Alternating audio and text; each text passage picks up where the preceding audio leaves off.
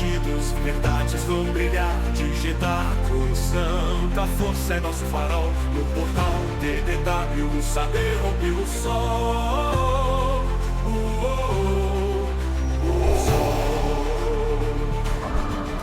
Na trilha dos rios antigos seguimos com paixão, resgatando a história da galáxia em expansão. Com sabres, códigos e voz, nossa missão é lutar contra a névoa do esquecimento, vamos iluminar. E somos todos Jedi da palavra e da razão. Guardamos o cânone, reescrevemos a canção. Portal TDW, rebelde é o teu nome. Na galáxia distante és o farol que consome. De arquivos imperiais, as lendas de Titã, mergulhamos no saber, revelamos a visão. Voando com os caçadores, nas rotas do saber, trazemos o que é esquecido pra quem quer entender. This is madness. Na alvorada da esperança, nosso grito vai soar no portal TDW. A força vai reinar, que a galáxia nos ouça. Além do que se vê, o legado vive em nós e renasce com você. I got a bad feeling about this. E somos todos Jedi da palavra e da razão. Guardamos o cânone e reescrevemos a canção. Portal TDW, rebelde é o teu nome. Na galáxia distante és o farol que consome. E somos todos Jedi da palavra e da razão. Guardamos o cânone e reescrevemos a canção. Portal TDW, rebelde é o teu nome. Na galáxia distante és o farol que consome. Que consome. És o farol que consome.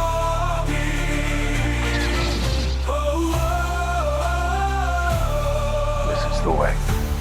Aliada minha é a força. E poderosa aliada ela é. Olá, bem-vindas a mais uma exploração de conhecimento aqui do Portal TW. Olá!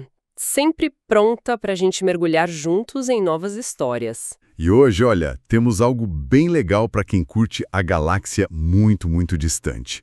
Vamos dar uma olhada assim mais de perto em uns pedacinhos de uma HQ que saiu agora, Star Wars Doutora Aphra, Agente do Caos, a edição número 3 de 2025. A Doutora Aphra, uma personagem que, nossa, conquistou um espaço bem interessante, né? Sempre ali na margem da moralidade do universo Star Wars. E o curioso hoje é que a gente tem um material bem específico para analisar. Exatamente. A gente está com a página de créditos, que já dá um resumo, né, de onde a personagem está agora, e a última página, que geralmente é aquela página de impacto, né? Nossa missão aqui é tipo espremer cada gota de informação de faísca desses dois pedaços. É quase uma arqueologia do quadrinho. É uma ótima analogia, é bem isso mesmo. Um exercício de, sabe, pegar os fragmentos e tentar montar o cenário. A gente não vai ter a história inteira, claro, mas dá para sentir o clima, identificar pontos-chave, o potencial da coisa toda. Perfeito. Então, vamos começar por essa página de créditos? Ela já situa a gente. O texto descreve Aphra como arqueóloga desonesta, uma peça do Império, uma relutante aliada da rebelião.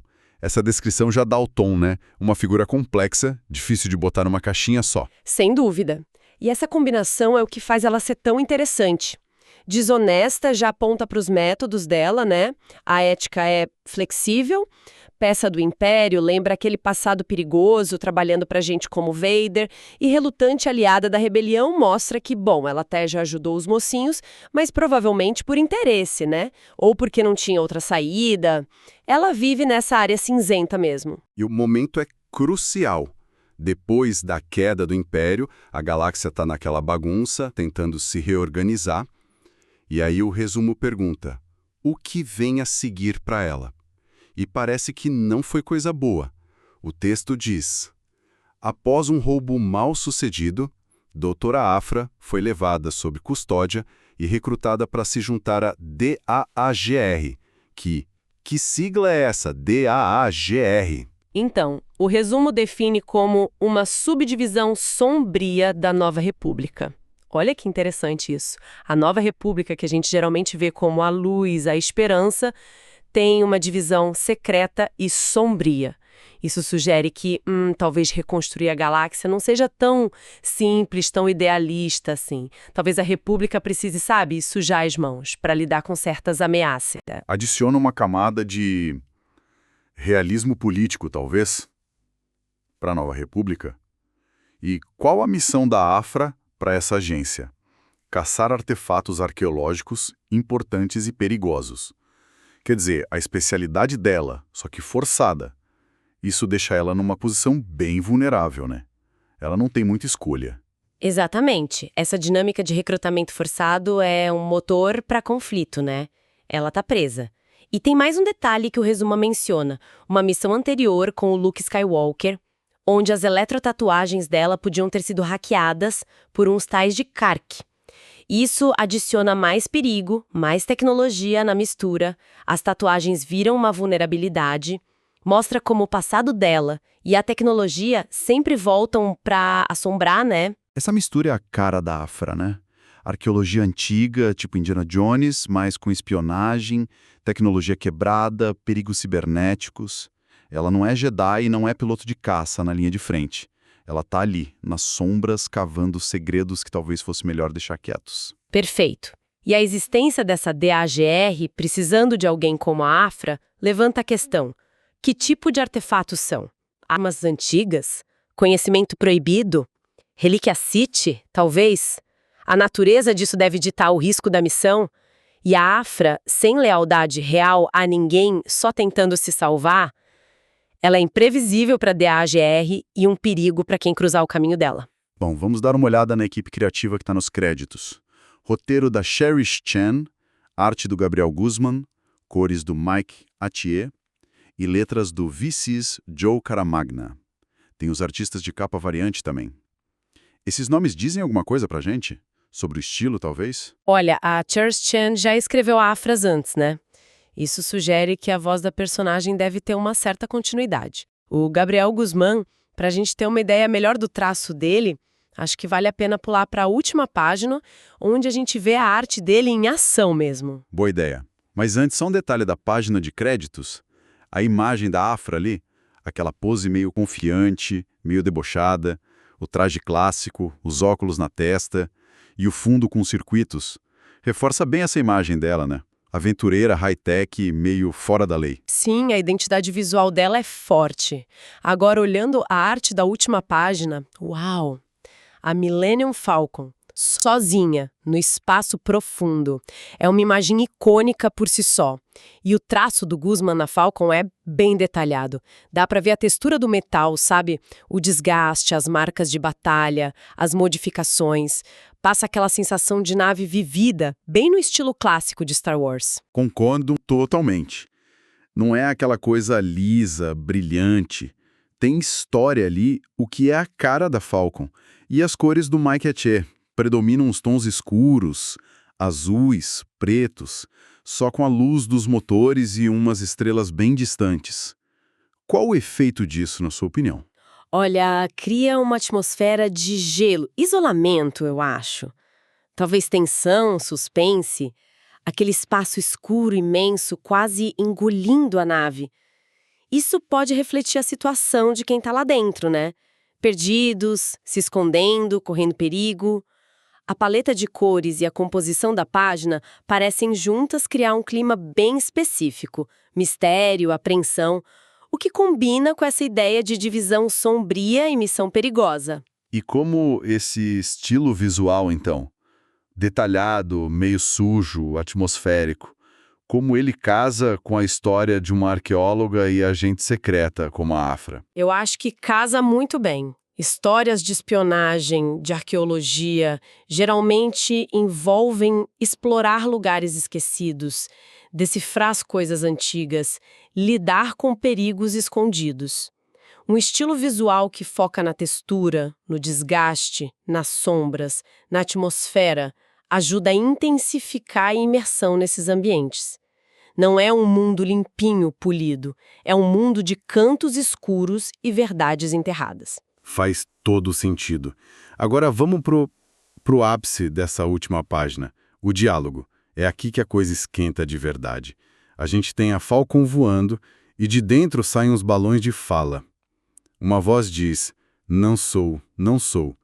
Essa repetição é forte, né? Sim, essa repetição sugere uma negação veemente, quase desesperada, sabe? A pessoa está rejeitando uma identidade ou talvez uma acusação. E aí outra voz responde, talvez mais calma ou conformada. Talvez eles não consigam notar a diferença. Isso é muito, muito intrigante. Aponta direto para uma tentativa de engano. Alguém está se passando por outra pessoa, ou a própria nave está disfarçada sendo usada para enganar alguém. Exatamente. A diferença que talvez não notem é a chave. Diferença entre quem eles realmente são e quem eles, sejam lá quem forem, os observadores acham que eles são. Abre um monte de possibilidades. É infiltração, estão fugindo disfarçados, a nave foi roubada. E a primeira voz ainda retruca.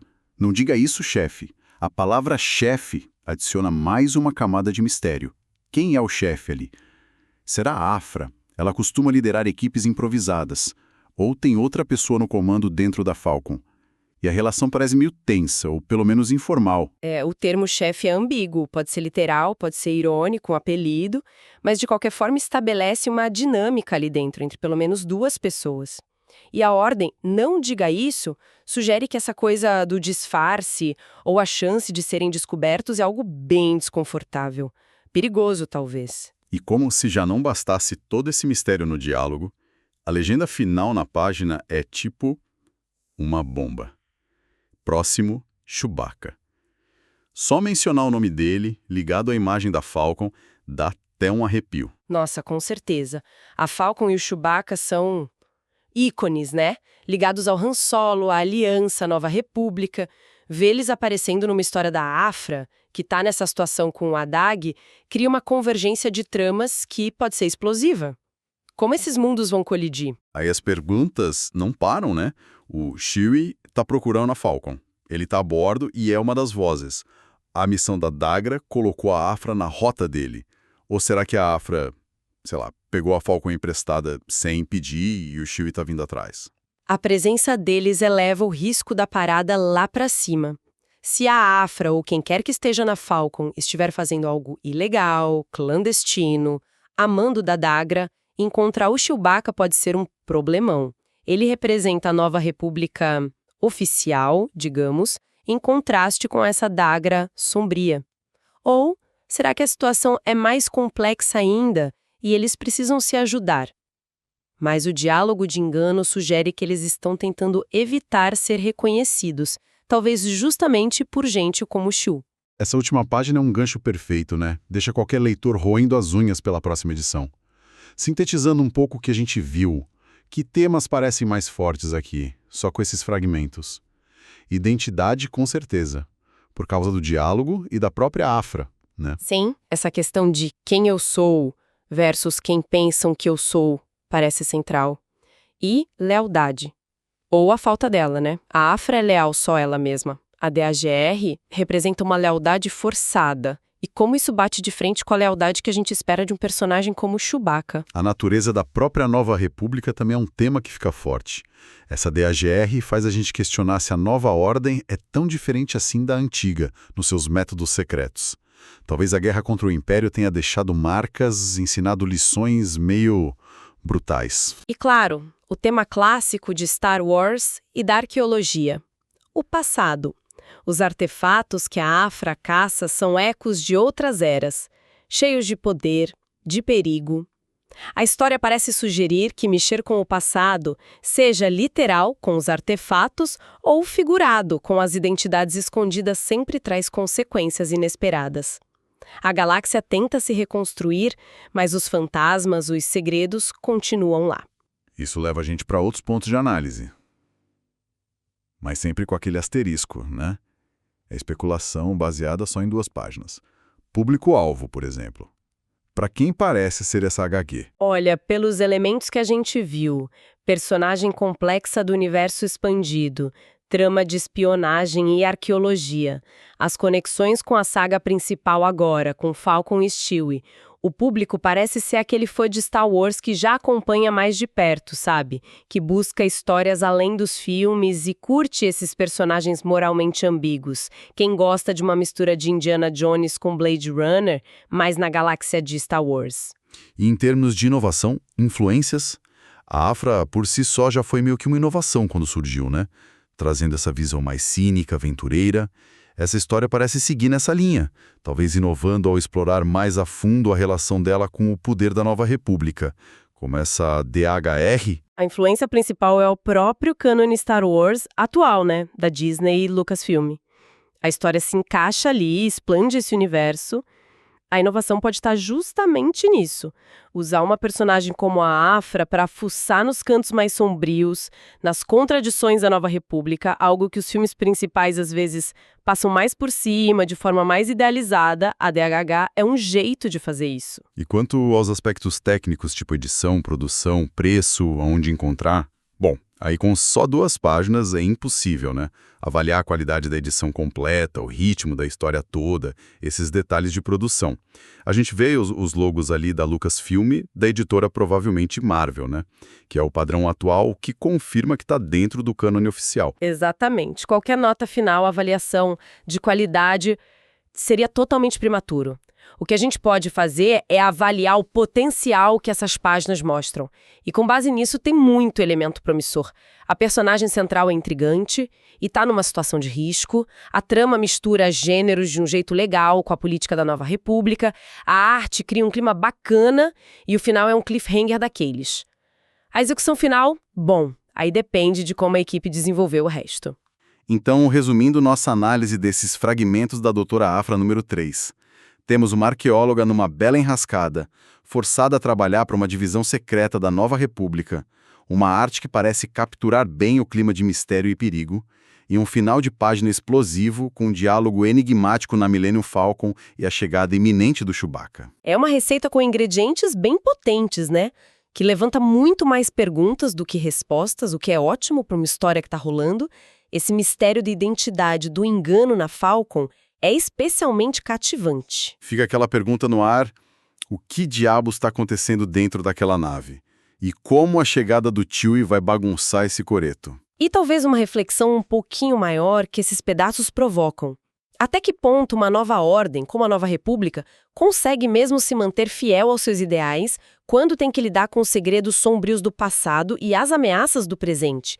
A existência dessa DAOG, a necessidade de usar alguém como a Afra, sugere que a linha entre herói e vilão, entre ordem e caos, talvez seja bem mais tênue do que a gente imagina, mesmo depois da queda do Império. Ótima provocação para a gente ficar pensando.